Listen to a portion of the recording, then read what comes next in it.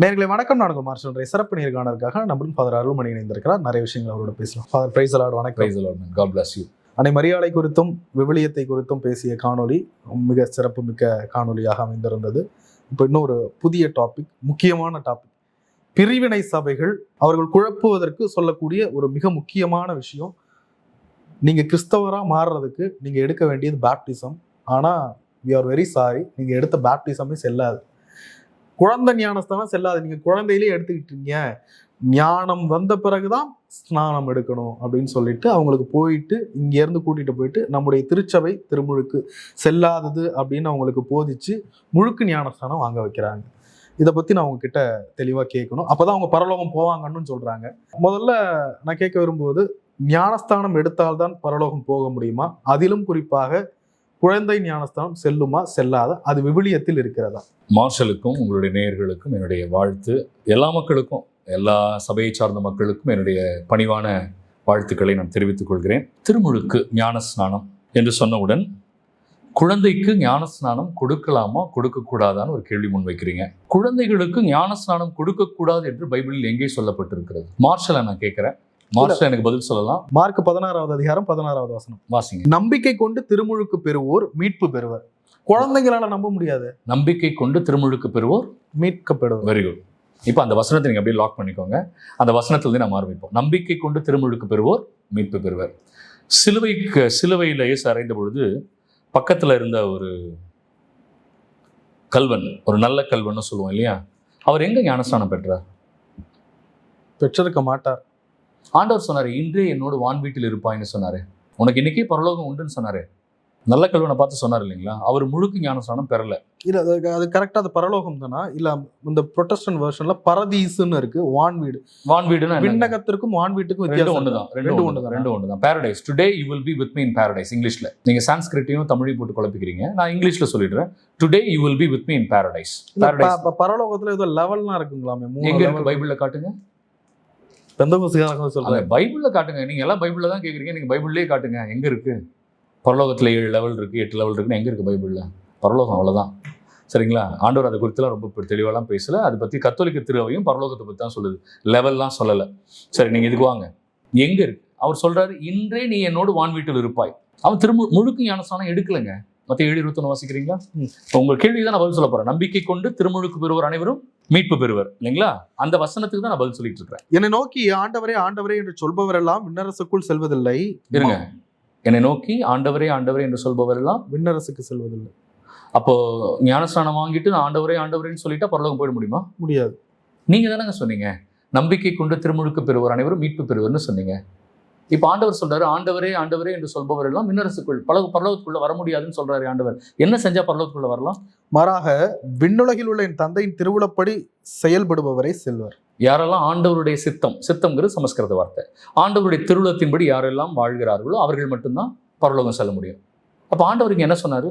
வாசிங்களேன், 22வது வசனமும் வாசிங்களேன். அந்நாளில் பலர் என்னை நோக்கி ஆண்டவரே ஆண்டவரே உம் பெயரால் நாங்கள் இறைவாக்கு உரைக்கவில்லையா? இருங்க, திருமுழுக்கு வாங்கிட்டாங்க, முழு ஞானஸ்நானம் வாங்கிட்டாங்க, பைபிள் எடுத்துட்டு போய் நற்செய்தி அறிவிக்கிறாங்க. அவங்க கேட்கறாங்க ஆண்டவரை பார்த்து, ஆண்டவரே உன் பெயரால் நாங்கள் இறைவாக்கு உரைக்கவில்லையா? அப்புறம் உன் பெயரால் வல்ல செயல்கள் பல செய்யவில்லை, உன் பெயரால் நாங்கள் அதிசயங்கள் அற்புதங்கள் செய்யவில்லையா? செய்யறாங்களா? இன்னைக்கு நிறைய பேர் ஆண்டவருடைய பெயரால் அதிசயம் அற்புதம் செய்யறாங்களா? செய்யவில்லையான்னு கேட்கறாங்க ஆண்டவர்கிட்ட. அப்புறம் பேய்களை ஓட்டவில்லையா? இயேசு பெயரால் பேய் ஓட்டியிருக்காங்க, இயேசு பெயரால் புதுமை செஞ்சிருக்காங்க, இயேசு பெயரால் நற்செய்தி அறிவிச்சிருக்காங்க. ஏன்னா அவங்க முழுக்க ஞானஸ்நானம் வாங்கிட்டாங்க. ஆனா ஆண்டவர் அவங்களை பார்த்து என்ன சொன்னாரு? அதற்கு நான் அவர்களிடம், உங்களை எனக்கு தெரியவே தெரியாது. English bible I never knew யூன்னு இருக்கும். உங்களை எனக்கு தெரியாதுன்னா என்ன அர்த்தம் தெரியுமா? இந்த உலகத்தில் நீங்கள் இதெல்லாம் செய்து கொண்டிருந்த பொழுதே உங்களை எனக்கு தெரியாது, உங்களை எனக்கு தெரியவே தெரியாது. ஐ நெவர் நியூ யூ, இல்லைங்களா? அது மட்டும் ஆண்டவர் அதோட நிறுத்தல. தொடர்ந்து வாசிங்க. நெறிகேடாக செயல்படுவோரே, அவங்களை நெறிகேடாக செயல்படுபவரே, பொல்லாதவர்களே, மோசமானவர்களேன்னு அழைக்கிறார். யார? இயேசுவின் பெயரால் நற்செய்தி அறிவிச்சவங்களை, இயேசுவின் பெயரால பேய் ஓட்டினவங்களை, இயேசுவின் பெயரால புதுமை செஞ்சவங்களை. ஏன் அப்படி சொன்னாரு? நெறிகேடாக செயல்படுவோரே என்னை விட்டு அகன்று போங்கள். சாத்தானை பார்த்து சொல்லுவார் ஆண்டவர் அந்த வார்த்தை. அதே வார்த்தையை இயேசுவின் பெயரால் செஞ்சவங்களே அகன்று போங்கன்னு சொன்னார். அவங்க திருமுழுக்கு பெற்று இயேசுவின் பெயரால் நற்செய்தி அறிவிச்சு புதுமை செஞ்சு பேய்களை ஓட்டினவங்களை இயேசு ஏன் தெரியவே தெரியாதுன்னு சொன்னாரு? ஏனென்றால் கடவுளுடைய திருவுளம் என்னன்னு தெரிஞ்சுக்கலாம். இல்ல, அதுக்கு பிறகு வாழ்க்கை இருக்கிறது ஒண்ணு. Very good. அப்போ திருமுழுக்கு பெறுவதால் மட்டுமே ஒருவர் ரட்சிப்பை பெற்றுவிட முடியாது. கரெக்டுங்களா? கண்டிப்பா ஒத்துக்கிறீங்க? ஏன்னா இன்னைக்கு நிறைய பேர் என்ன பண்றாங்க, முழுக்கு ஞானஸ்நானம் முங்கி ஞானஸ்நானம் பெற்றதாலேயே அவங்க என்ன சொல்றாங்கன்னா நாங்கள் ரட்சிக்கப்பட்டு விட்டோம்னு சொல்றாங்க. ஆனால் ரட்சிக்கப்பட்டு விட்டோம் என்ற வார்த்தையை நம்ம எப்படி சொல்லலாம்? அதுக்கு ஒரு தைரியம் வேணும். ஏன் தெரியுமா? தீர்ப்பு நாளில் ஆண்டவர் தான் சொல்லுவார் நாம ரட்சிக்கப்பட்டோமா இல்லையா. அது வரைக்கும் நம்ம சொல்லக்கூடாது. இதுதான் கத்தோலிக்கர்கள் நிலைப்பாடு. அதனால கத்தோலிக்கர்கள் என்ன வார்த்தையை பயன்படுத்த மாட்டாங்கன்னா நாங்கள் ரட்சிக்கப்பட்டு விட்டோம்னு சொல்ல மாட்டோம். ஏன் சொல்ல மாட்டோம்? திருமுழுக்கு பெற்றதாலே ஒருத்தர் ரட்சிக்கப்பட முடியாது. ஏனென்றால் தீர்ப்பு நாளில் ஆண்டவர் வலப்பக்கம் இடப்பக்கம் நிறுத்துவார் இல்லையா. அன்னைக்கு சொல்லுவார், இதோ என்னுடைய தந்தை நிலத்துக்கு போங்க, உங்களுக்கென நான் ஏற்பாடு செய்வதற்கு இடத்துக்கு போங்க அப்படின்னு நம்மளை சொல்லி அனுப்புவார்ல. அன்னைக்கு தான் நம்ம எல்லாரும் மனசார ஆண்டவருக்கு நன்றி சொல்லி என்ன சொல்லணும்?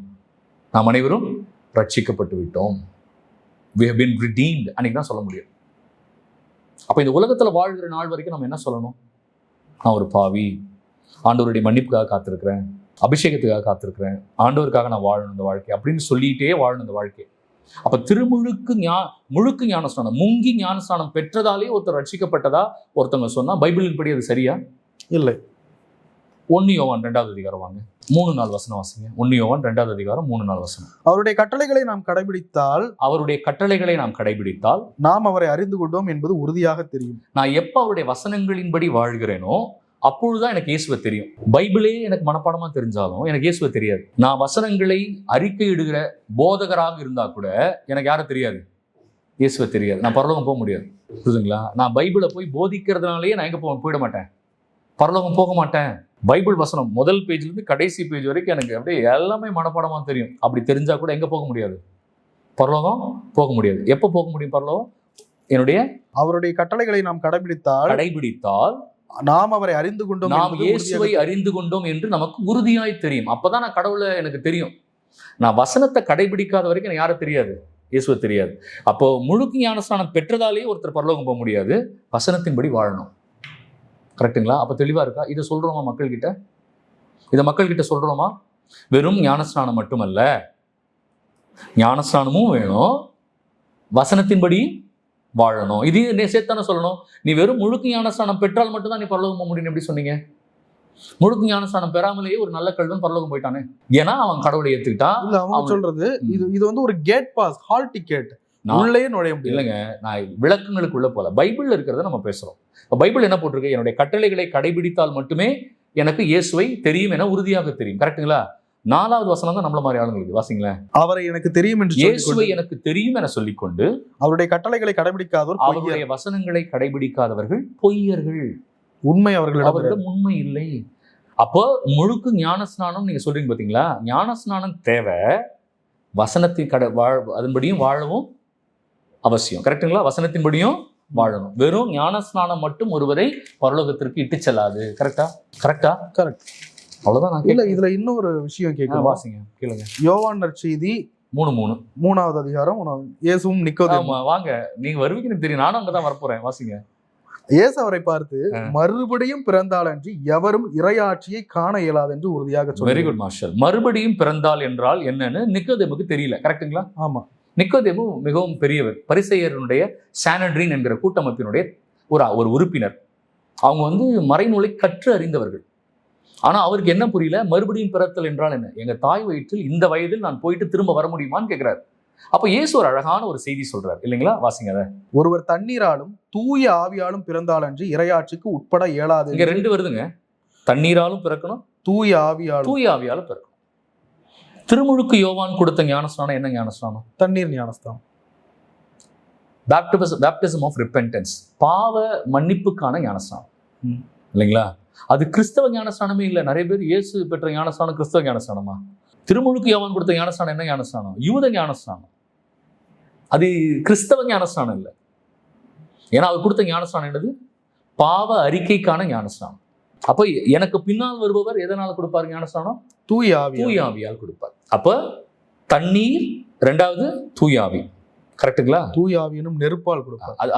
அதுதான் பரிசுத்தாவியின் அபிஷேகத்தை பத்தி பேசுறாரு. அப்ப நான் தண்ணீரால ஞானஸ்நானம் பெறும் பொழுது அதனுடைய அடையாளம் என்னவா இருக்குது? தூய ஆவியின் அபிஷேகமா இருக்குது இல்லைங்களா? இது பரிசுத்தாவியின் அபிஷேகத்தை குறித்த பேச்சு. மறுபடியும் பிறத்தல்னா என்ன அர்த்தம்? ஆவியினால் பிறப்பதுன்னு அர்த்தம். இதை வெறும் திருமுழுக்குனால் மட்டும் நீங்க, திருமுழுக்கு ஃபர்ஸ்ட் தண்ணி இருக்கு, கரெக்ட், தண்ணீரால நம்ம ஞானஸ்நானம் பண்றோம். தண்ணி என்பது ஒரு அடையாளம். என்ன அடையாளம்? External purification. Okay. Water is a symbol of external purification. தண்ணீர் என்பது வெளி அடையாளமாக இருக்கிறது, தூயாவி என்பது உள் அடையாளமாக இருக்கிறது. கரெக்டுங்களா? அப்போ வெளியில தெரியணும் ஒருத்தர் ஞானஸ்நானம் பெற்று விட்டாருன்னு. ஆனால் ஒருத்தர் ஞானஸ்நானம் பெற்றுட்டாருங்க, முங்கிய ஞானஸ்நானம் பெற்றுக்கொண்டாருன்னு வைத்துக்கொள்வோம். அவர் ஒரு தாறுமாறான ஒரு வாழ்க்கையை வாழ்கிறார், கடவுளுக்கு எதிரான ஒரு வாழ்க்கையை வாழ்கிறார். அவருக்கு பரலோகத்துக்கு போக முடியுமா? பைபிள் இருக்கா? முடியாது. அப்போ அவர் என்ன எதன்படி வாழ்ந்தாகணும்? வசனத்தின்படி வாழ்ந்தாகணும். ஆவியின் அபிஷேகம் ஒருத்தருக்கு எப்படி கிடைக்கும்? பைபிள்ல வசனம் இருக்கு. யோவான் 6:63 வாங்க. நீங்க சொன்னீங்களே நம்பிக்கை கொண்டு திருமுழுக்கு பெறுவோர் வாழ்வு பெறுவோர் சொன்னதுனால நான் இது எல்லாத்தையும் உங்களுக்கு சொல்லிட்டு இருக்கிறேன். நம்ம அதுலயே இருக்கிறோம், இன்னும் நம்ம அதுக்குள்ள இருந்து போல. வாழ்வு தருவது தூய ஆவி, வாழ்வு தருவது தூய ஆவியே, ஊனியல்பு ஒன்றுக்கும் உதவாது, இந்த உடல் எதுக்கும் உதவாது. ஆனால் நான் கூறிய வார்த்தைகள் வாழ்வு தரும் ஆவியை கொடுக்க, என் வசனங்களை உங்களுக்கு வாழ்வு தரும் ஆவியை கொடுக்கணும். அப்புறம் வசனத்தை பின்பற்றணும். ஒருத்தர் ஞானஸ்நானம் பெற்றால் மட்டும் பத்தாது, எதை பின்பற்றணும்? ஆண்டவருடைய வார்த்தையின்படி இந்த உலகத்துல வாழணும். கரெக்டுங்களா? இது ரெண்டு முக்கியமா? இது வரைக்கும் நம்ம அக்ரி பண்ணிக்கலாமா? இப்போ நம்ம மூவ் பண்ணலாம். இப்போ நீங்க என்ன சொல்றீங்கன்னா, குழந்தைங்களுக்கு ஏன் கொடுக்குறீங்க? குழந்தைங்களுக்கு ஏன் பேப்டிசம் கொடுக்குறீங்க? அது கொடுக்கலாமா? பைபிள் எங்க இருக்குது அப்படின்னு நீங்க கேக்குறீங்க. வாங்க திருத்துதர் பணி 16, 14, 15 வாசிங்க. அங்கு தியத்திரா நகரைச் சேர்ந்த பெண் ஒருவர் நாங்கள் பேசியதை கேட்டுக்கொண்டிருந்தார். ஸோ ஒரு பெண் முதலா கேட்குறாங்க, பவுல் பேசுறதை கேட்குறாங்க இல்லையா? அவங்க பேரு என்ன? லிடியா. வாசிங்க. அவர் பெயர் லிதியா. செந்நிற ஆடைகளை விற்பவரான அவர் கடவுளை வழிபட்டு வந்தார். அவங்க ஒரு பிசினஸ் உமன். பவுல் பேசியதை ஏற்றுக்கொள்ளுமாறு ஆண்டவர் அவர் உள்ளத்தை திறந்தார். அவரும் பவுல் பேசியதை ஏற்றுக்கொள்ளுமாறு ஆண்டவர் யாருடைய உள்ளத்தை திறந்தார்? அந்த பெண்ணின் உள்ளத்தை மட்டும்தான் திறந்தார். கரெக்டுங்களா? ஒத்துக்கிறீங்களா? எஸ். வாசிங்க. அவரும் அவர் வீட்டாரும் திருமுழுக்கு பெற்றனர். இருங்க, யார் மட்டும்தான் முதல்ல தொடப்பட்டா? அந்த பெண். இப்ப யாரு திருமுழுக்கு பெற்றாங்க? வீட்டார். வீட்டார்னா யாரு? லிடியாவின் வீட்டாரும் திருமுழுக்கு பெற்றனர். வீட்டார் யாரு? மேபி ஹஸ்பண்ட், பசங்க. என்னங்க பசங்க எல்லாம் கொடுக்க கூடாதுங்க, நீங்க தான் சொல்றீங்க குழந்தைங்களுக்கு கொடுக்க கூடாது. தெரியறாங்க யார் இருந்தாங்க. அப்ப வீட்டார்னா யார் இருப்பாங்க? உங்க வீட்டார்னு சொல்றோம். வீட்டார்னா யாரெல்லாம் இருப்பாங்க? மேபி வெறும் ஹஸ்பண்டா கூட இருந்திருக்கலாம், இல்ல அப்பா அம்மாவா இருந்திருக்கலாம். சோ நீங்க கெஸ் தான் பண்றீங்க. அங்க யாரும் இருக்க மாட்டாங்க. அப்ப அங்க குழந்தைகளும் இருந்திருக்கலாம், இல்லாமலும் இருந்திருக்கலாம். ரெண்டு பாசிபிலிட்டி வச்சுக்கலாம். அப்ப குழந்தைங்களும் இருந்திருந்தா எல்லாருமே சேர்ந்து தான் ஞானஸ்நானம் பெற்றிருக்கிறாங்க. யாரின் நிமித்தம் எல்லாரும் ஞானஸ்நானம் பெற்றாங்க? லிடியாவின் நிமித்தம் குடும்பத்தை சார்ந்தவர்களும் திருமுழுக்கு பெற்றார்கள். கரெக்டுங்களா? ஒத்துக்கலாமா? எஸ். குழந்தைகள் இருந்திருக்கலாம், இல்லாமலும் இருந்திருக்கலாம். ரெண்டு பாசிபிலிட்டி இருந்தாலும் யாருடைய நம்பிக்கையால மத்தவங்க ஞானஸ்நானம் பெற்றாங்க? லிடியா என்கிற ஒரு நபரினுடைய நம்பிக்கையின் பொருட்டு மொத்த வீட்டாரும் ஞானஸ்நானம் பெற்றார்கள். ஓகேவா? அந்த காலத்துல வீட்டார்னா அவங்க வீட்டில் இருக்கிறவங்க, குழந்தைகள், அவங்க கிட்ட வேலை செய்யறவங்க எல்லாரும் சேர்ந்தது தான் வீட்டார். ஹவுஸ் ஹோல்டுன்னு ஆங்கிலத்தில் சொல்லுவாங்க. ஆங்கிலத்தில் என்ன சொல்லுவாங்க? House hold. இவங்க சாதாரண உமன் இல்லை, அவங்க பிஸ்னஸ் உமன். அவங்க ஒரு பிஸ்னஸ் உமன். பார்த்தீங்களா? அப்போ வீட்டில் இருக்கிற எல்லாரும் திருமுழுக்கு பெற்றிருக்கிறார்கள் இல்லைங்களா? குழந்தைகள் எங்கேயுமே ஞானஸ்நானம் பெறக்கூடாதுன்னு எங்கேயுமே போடலை. நம்பிக்கை பெற்று திருமுழுக்கு பெறுங்கள் தான் போட்டிருக்க ஒழிய குழந்தைகள் எங்கேயும் நம்பிக்கை அறிக்கையிட்ட பிறகுதான் அவர்களுக்கு திருமுழுக்கு கொடுக்க வேண்டும். அவர்கள் நம்பிக்கையை அறிக்கையிடவில்லை என்றால் அவர்களுக்கு திருமுழுக்கு கொடுக்க கூடாதுன்னு பைபிள்ல எங்கேயுமே. அப்ப பைபிள் இல்லாதது நம்ம போதிக்கிறோம். கரெக்ட் தானே? Very good, congratulations. தொடர்ந்து போதிங்க. ஆனா நாங்க எதை நம்பிக்கையை வச்சு எடுத்துக்கிறோம்னா, வீட்டாரும் திருமுழுக்கு பெற்றார்கள். ஆகவே வீட்டார்னா எல்லாரும் சேர்ந்தவங்க தான். அப்போ ஒரு குடும்பத்தில் இருக்கிற ஒருவருடைய நம்பிக்கையின் பொருட்டு அந்த வீட்டில் இருக்கிறவர்களுக்கு திருமுழுக்கு கொடுக்கலாம். நம்பர் 1 காரணம், கத்தோலிக்க திருச்சபையினுடைய காரணம். நம்பர் 2 வாங்க, திருத்துதர் பணி 10:48. இயேசு கிறிஸ்துவின் பெயரால் அவர்களுக்கு திருமுழுக்கு கொடுக்க பணித்தார். யாருக்கு? கொர்நேலியுவுக்கும் கொர்நேலியுவின் வீட்டை சார்ந்த அனைவருக்கும். ஒருத்தருக்கு மட்டும் கொடுக்கலங்க. கொர்நேலியு வீட்டை சார்ந்த அவருடைய பிள்ளைகள் எல்லாருக்கும் கொடுத்துருக்காங்க. கரெக்டுங்களா? கொர்நேலியுவின் நம்பிக்கையின் பொருட்டு கொர்நேலியுவின் வீட்டை சார்ந்தவர்களுக்கு திருமுழுக்கு கொடுக்கப்பட்டது. வாங்க திருத்துதர் பணி 11:14 வாசிங்க. அவர் தம் வீட்டில் வானதூதர் வந்து நின்றதை கண்டதாகவும் அத்தூதர் பேதுரு எனும் பெயர் கொண்ட சீமோனை வரவழையும், நீரும் உம் வீட்டார் அனைவரும் மீட்பு பெறுவதற்கான வார்த்தைகள். நீரும் உம் வீட்டார் அனைவரும் மீட்பு பெறுவர். கொர்நேலியுவின் பொருட்டு யார் மீட்பு பெறுகிறார்கள்? அவரும் வீட்டார் அனைவரும் மீட்பு பெறுகிறார்கள்.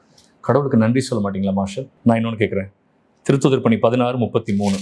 அவ்விரவு நேரத்திலேயே அவர் அவர்களை கூட்டிச் சென்று அவர்களின் காயங்களை கழுவினார். யாரு? அந்த சிறை காவலர். பவுலையும் சீலாசையும் சிறையில வச்சிருந்த அந்த சிறை காவலர். வாசிங்க. பின்பு அவரும் அவரை சேர்ந்தவர்களும் திருமுழுக்கு பெற்றார்கள். அவரும் அவரை சேர்ந்தவர்களும். அங்க மனம் மாறினது யாரு? அவர்தான், சிறை காவலர் தானே. ஆனா சிறை காவலரின் பொருட்டு யாரெல்லாம் மனம் மாறினாங்க? அவரை சேர்ந்தவர்கள் அனைவருமே திருமுழுக்கு பெற்றார்கள். அங்க யார் இருக்கிறாங்கன்னு போடலதான். ஆனா குடும்பத்தினர்னா யார் இருப்பாங்க? கேள்வி கேட்கிறேன், அவ்வளவுதான். நீங்க பதில் சொல்லிக்கோங்க. நீங்க அதை ரெஃப்யூட் பண்ணுங்க, இல்லையா கடவுள் உங்களுக்கு பதில் கொடுப்பார். ஆண்டவரே சொல்றாரு, குழந்தைகள் என்னிடம் வரவிடுங்கள். குழந்தைகளை தடுக்காதீங்க. குழந்தைகள் பரிசுத்த ஆவியின் அபிஷேகத்தை பெறுவதை தடுக்காதீங்க. குழந்தைகள் பரிசுத்தாவின் அபிஷேகம் பெறுவாங்களா? குழந்தைகள் பெற முடியுமா பரிசுத்தாவின் அபிஷேகம்? பெற முடியும். எதை வச்சு சொல்றீங்க? திருமுழுக்கு யோவான் வாங்க. பார்த்தீங்களா, நான் முன்னாடி நம்ம பேசுனதை வச்சு நீங்க சொல்றீங்க. ஏன்னா பெற முடியும்னு பைபிள்ல போட்டிருக்கு. எடுங்க வாசிச்சிருங்க. லூக்கா 1:15 வாசிங்க. நம்பிக்கையினாலதான் அவங்க வந்து நம்பிக்கை அறிக்கையிடணும், அப்புறம் தான் அவங்களுக்கு அபிஷேகம் கிடைக்கும். நீங்க தானே மார்ஷல் சொன்னீங்க. லூக்கா 1:15 வாசிங்க. நிறைய வசனம் கொடுக்குற மார்ஷல், எல்லா வசனத்தையும் ஆராய்ந்து பாருங்க. அவர் ஆண்டவர் பார்வையில் பெரியவராய் இருப்பார். திராட்சை மதுவோ வேறு எந்த மதுவோ அருந்த மாட்டார். தாய் வயிற்றில் இருக்கும்போது தூய ஆவியால் முற்றிலும் ஆட்கொள்ளப்படுவார். எப்ப அபிஷேகம் அவர் கிடைக்கும்? கருவிலேயே கிடைக்கும். அவர் வெளியில வந்து நான் இயேசுவை கடவுளை நம்புகிறேன்னு சொன்னதுக்கு அப்புறம் அவருக்கு ஞானஸ்நானம் இல்லை, கருவிலேயே அபிஷேகம். மார்ஷல் அதோட நிக்கல, நான் இன்னொன்று போறேன். திருத்துதர் பணி 2:38 வாசிங்க மார்ஷல். மார்ஷல் இவ்வளவு வசனம் இருக்கு மார்ஷல்.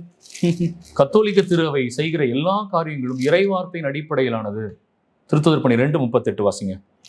அதற்கு பேதுரு அவர்களிடம், நீங்கள் மனம் மாறுங்கள், உங்கள் பாவங்களிலிருந்து மன்னிப்பு பெறுவதற்காக ஒவ்வொருவரும் இயேசு கிறிஸ்துவின் பெயரால் திருமுழுக்கு பெறுங்கள், அப்போது தூயாவியை கொடையாக பெறுவீர்கள். வசனம் முடியல.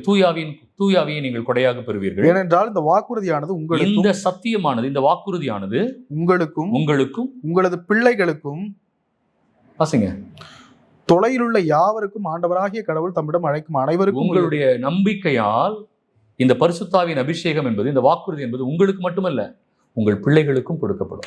யார் கொடுக்கப்படும்? உங்களுக்கும் உங்கள் பிள்ளைகளுக்கும் கொடுக்கப்படும். பரிசுத்தாவின் அபிஷேகம் வாக்குறுதி கொடுத்திருக்கார் ஆண்டவர். சரிங்களா? வர்றேன், இன்னும் முடியல. 1 கொரிந்தியர் 15:29 வாங்க. மேலும் இறந்தோருக்காக சிலர் திருமுழுக்கு பெறுகிறார்களே. என்னது? மறுபடியும் வாசிங்க மார்ஷல். இறந்தோருக்காக சிலர் திருமுழுக்கு பெறுகிறார்கள். சில பேர் நம்பிக்கை இல்லாம இறந்துட்டாங்க. உயிரோடு இருக்கிறவங்க என்ன பண்றாங்க? ஐயோ, அவங்க நம்பிக்கை இல்லாம இறந்துட்டாங்களே, அவங்களை ஆண்டவர் ஆசீர்வதிக்கணுமே, நாங்க அதனாலதான் இறந்தவர்களுக்காக ஜெபிக்கிறோம். அவங்க ஒருபடி மேல போய் என்ன பண்ணிருக்காங்க தெரியுமா? இறந்தவர்களுக்கு பதிலாக அவர்கள் திருமுழுக்கு பெற்றார்கள். யாருக்கு பதிலா? இறந்தவர்கள். வாசிங்க, வசனம் இருக்கு பாருங்க. 15:20. ஏன் அப்படி செய்கிறார்கள்? இறந்தோர் உயிருடன் எழுப்பப்படுவதில்லை என்றால் அவர்களுக்காக திருமுழுக்கு பெறுவது ஏன்? பாத்தீங்களா? அவங்க எழுப்பப்பட மாட்டாங்கன்னா இது எதுக்கு பெறணும்? அவங்க எழுப்பப்படுவார்கள் என்று நம்புவதாலேயே அவர்கள் என்ன பண்றாங்க? இறந்தவர்களுக்கு பதிலாக அவர்கள் திருமுழுக்கு பெற்றார்கள். செத்து போனவங்களுக்காகவே அவங்க திருமுழுக்கு பெற்றிருக்கிறாங்க. ஓகே மார்ஷல், அடுத்த செய்தி போமா? இயேசு திருமுழுக்கு எதன்னு சொல்றான்னு பார்ப்போமா? வாங்க. லூக்கா 12:50. ஆயினும் நான் பெற வேண்டிய ஒரு திருமுழுக்கு உண்டு. இயேசு என்ன சொல்றாரு? நான் பெற வேண்டிய ஒரு திருமுழுக்கு உண்டு. அதேதான் செபதேவி மக்கள் கிட்ட சொல்வாரு. நான் குடிக்கும் துன்பக் கிண்ணத்தை உங்களால் குடிக்க முடியுமா? நான் பெரும் திருமுழுக்கை உங்களால் பெற முடியுமா? எங்க? மார்க் 10. நான் பெரும் திருமுழுக்கை உங்களால் பெற முடியுமா? இயேசு கேட்கிறார். வாங்கிட்டாரு. வரேன். அதான் நான் சொன்னேன். அவர் வாங்கின திருமுழுக்கு நீங்க என்னன்னு சொல்றீங்க? கிறிஸ்தவ திருமுழுக்கு கிடையாது. இயேசு எப்படி கிறிஸ்தவ திருமுழுக்கு வாங்க முடியும்? இயேசுவின் பெயரால் வாங்கினாதான் அது கிறிஸ்தவ திருமுழுக்கு இல்லைங்க. தந்தை மகன் தூயாவின் பெயரால் கொடுக்கப்பட்டாதான் அது திருமுழுக்கு. அது கிறிஸ்தவ திருமுழுக்கு. இப்போ இயேசு என்ன சொல்றாருன்னா, இப்போதைக்கு இது இருக்கட்டும்னு சொல்லுவார். யார்கிட்ட?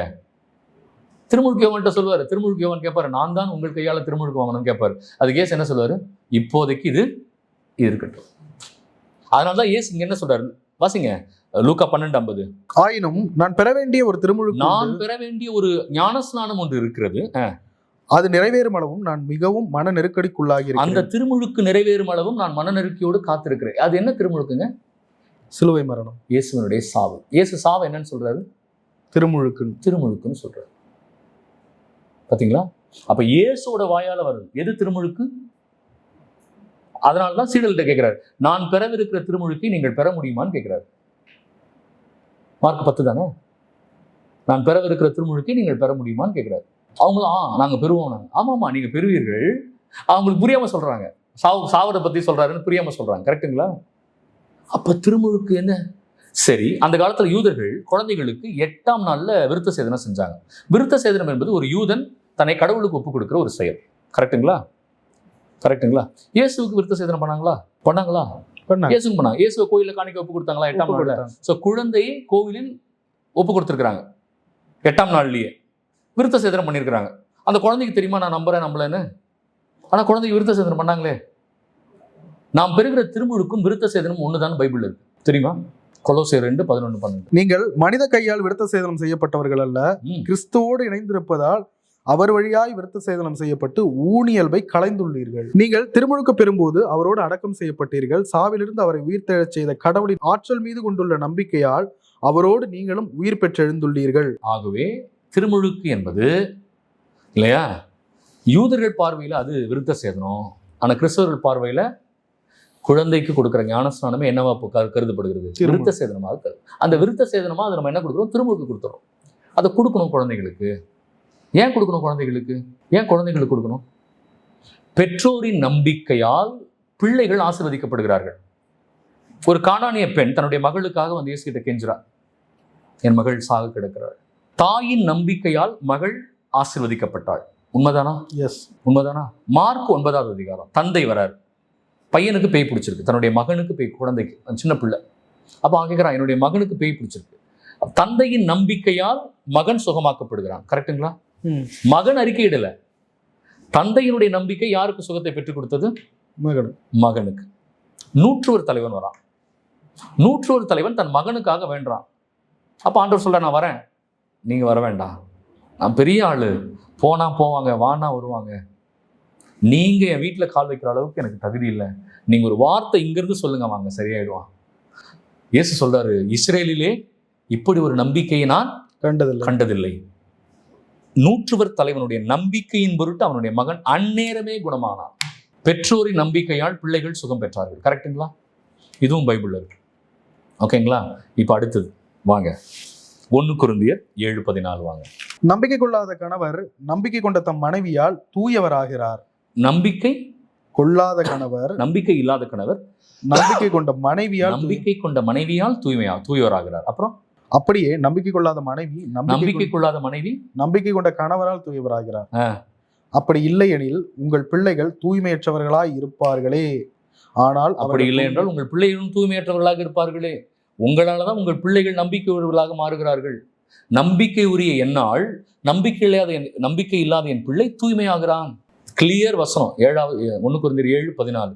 நம்பிக்கையுடைய பெற்றோர்களால் பிள்ளைகள் தூய்மையாகிறார்கள். ஆகவே பிள்ளைகளுக்கு ஞானஸ்நானம் கொடுக்க வேண்டும், அவர்கள் அபிஷேகத்தை பெற வேண்டும். குழந்தையிலேயே பெற்றோரின் நம்பிக்கை பிள்ளைகளை சார்ந்திருக்கிறது. சரிங்களா? ஆகவேதான் தொடக்க திருச்சபையில டிடாக்கே, அப்போஸ்தலர்களுடைய அவங்களுடைய படிப்பினை அடங்கியது டிடாக்கே. ஆன்லைன்ல இருக்கு, அவைலபிளா இருக்கு. நீங்க அதுல போய் பார்த்தீங்கன்னா திருமுழுக்கு எப்படி கொடுக்கணும்னு போட்டிருக்கு. திருமுழுக்கு ஓடுகிற தண்ணீரில் கொடுக்க வேண்டும். ஓடுகிற தண்ணீர் இல்லை என்றால் தேங்கி நிற்கிற தண்ணீர், தொட்டி. அந்த காலத்துல யூதர்கள் பயன்படுத்தினாங்க. அதுக்கு பேர் மிக்வா. கோயிலுக்குள்ள போறதுக்கு முன்னாடி அந்த தொட்டிக்குள்ள இறங்கி தங்களை கழுவிட்டு அதுக்கப்புறம் போவாங்க. அதுக்கு பேர் மிக்வா. லேவியர் புத்தகத்துல இருக்கு. ஆரோன் செய்வார் அதை. அந்த குருத்துவ ஆடை அணிகிறதுக்கு முன்னாடி தொட்டிக்குள்ள இறங்கி தன்னை கழுவிக்கிட்டு அந்த குருத்துவ ஆடை அணிவார். புரிதுங்களா? யூதர்களாக மனம் மாறுகிறவர்களும் மிக்வா செய்வாங்க. உள்ள போய் பாவங்கள் கழுவியதுன்னு செய்வாங்க. அதனாலதான் அது யூத ஞானஸ்நானம் சொல்றோம். அப்ப கிறிஸ்தவத்துல நாங்க என்ன பண்றோம்?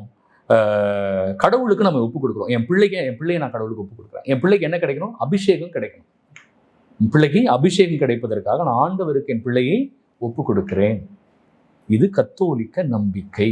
அதனால டிடாக்கில் என்ன போட்டிருக்கு? ஒன்று தேங்கிய அந்த தொட்டிக்குள்ள இறங்கணும். ரெண்டுமே இல்லாத பட்சத்துல தண்ணீரை எடுத்து தலையில 3 முறை ஊற்றி தந்தை மகன் தூய ஆவியாரின் பெயரால் திருமுழுக்கு கொடுங்கள் என்று சொல்லி திருமுழுக்கு கொடுக்கலாம். அப்படின்னு சொல்லப்பட்ட ஆண்டு எது? முதல் நூற்றாண்டு. வேற சபையே இல்லாத நூற்றாண்டுல அப்பொழுதே கிறிஸ்தவர்களுக்கு சொல்லப்பட்ட செய்தி டிடாக்கே. நீங்க டிடாக்கேல போய் அதை நீங்க பார்க்கலாம். கூகுள்ல இருக்கு. நீங்க அதை எடுத்து இந்த இதுலயும் போடலாம். நீங்க இது முதல் நூற்றாண்டுல அப்போஸ்தலர்களால கொடுக்கப்பட்ட போதனை. அப்போஸ்தலர்கள் போதனையை விட இப்ப இருக்கிறவங்க போதனை எப்படி சரியாயிடும்? யாருடைய போதனை சரியா இருக்கும்? அப்போஸ்தலர்கள் போதனையா இப்ப இருக்கிறவங்களுடைய போதனையா? அதனாலதான் நாங்க இன்னைக்கு அதை ஃபாலோ பண்றோம். ஆனா கத்தோலிக்க திருவையில உங்களுக்கு தெரிஞ்ச ஒரு வசனத்தை சொல்றேன், நல்லா கவனிங்க. முழுக்கு ஞானஸ்நானம் இங்கேயும் கொடுக்குறோம். சில ஆலயங்களில் தொட்டி வசதி இருந்துச்சுன்னா அங்க என்ன கொடுக்குறோம்? முழுக்கு ஞானஸ்நானம் கொடுக்குறோம். புரியுதுங்களா? தொட்டி இல்லாத இடங்கள்ல தண்ணி ஊற்றி ஞானஸ்நானம் கொடுக்கும். ஆகவே எங்களுக்கு பொறுத்த வரைக்கும் ரெண்டுமே ஓகே தான். இயேசு கிறிஸ்து மூழ்கிதான் எடுத்தாரு. எங்க பாத்தீங்க? இல்ல, அவரு இதுல தானே எடுத்தாரு. எங்க எடுத்தாரு? நதியில எடுத்தாருன்றதுனால மூழ்கினாரு உங்களுக்கு எப்படி தெரியும்?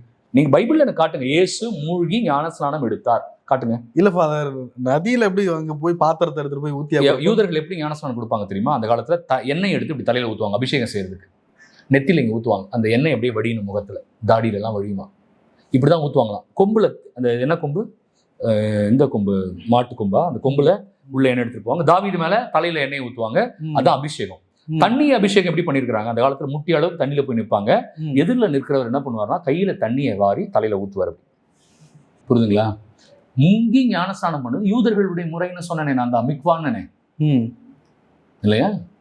ஆகவே இப்ப கத்தோலிக்க திருவையில முங்கி ஞானஸ்நானம் கொடுக்குறாங்க. அது உங்களுக்கு எவிடன்ஸ் இருக்கு, நீங்க கூகுள்ல போய் பார்க்கலாம். தயவுசெய்து அந்த ஃபோட்டோவை கூட நீங்கள் எடுத்து வீடியோவில் போடுங்க.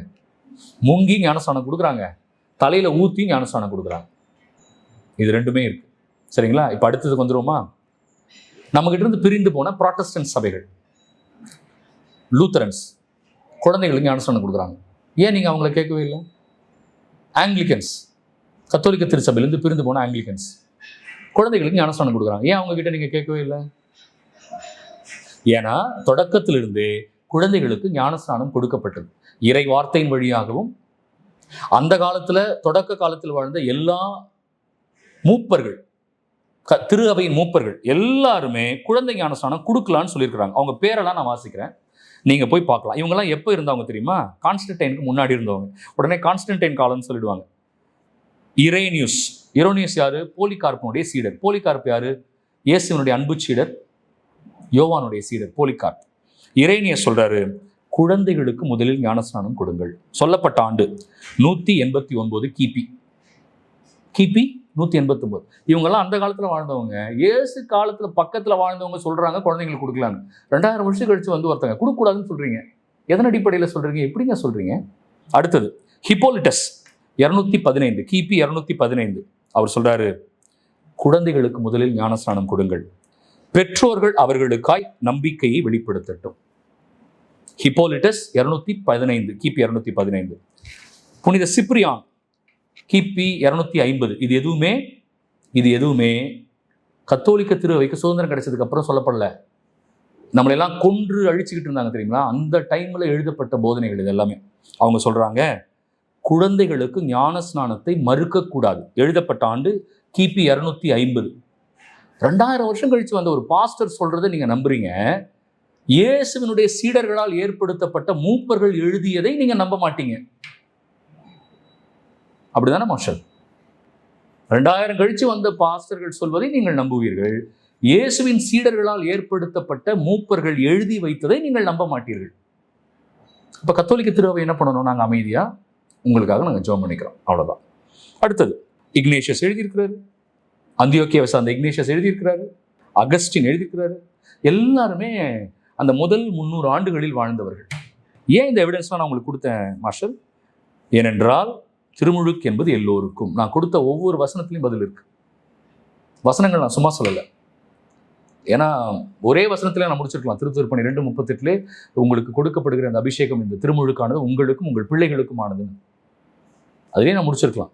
ஆனாலும் உங்களுக்கு பைபிள் ஃபுல்லாக உங்களுக்கு எவிடன்ஸ் கொடுத்து எப்படியெல்லாம் அவங்க, அதனால தான் இன்னைக்கும் கத்தோலிக்க திருவை குழந்தைகளுக்கு திருமுழுக்கு கொடுக்கிறோம்.